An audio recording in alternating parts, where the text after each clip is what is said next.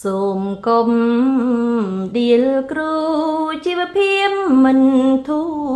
តែខំបងរៀនឲ្យនាងធ្វើធំមេខំធ្វើស្មៀនខ្លាំងខ្លាយជាមានទីហ៊ានអុកញ៉ាសូមកុំដៀលគ្រូអ្នកមីងលោកពូបណ្ឌិតបាំងរិញ្ញាអាដាមជំទាវនិស្សិតសិក្សាដែលមានវាសនាធ្វើធំជាងគ្រូដៀលគ្រូមិនល្អ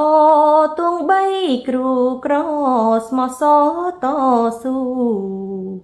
បងរៀនយើងចេះអានសរសេរគូ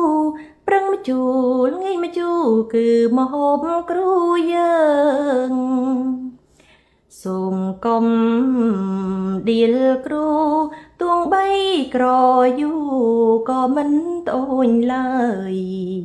ធ្វើម្ដេញកំព្រេងលេងល្បែងគៀងកាយឲ្យគ្រូមិនស្បាយកេងខ្នើយក្រក្រៃ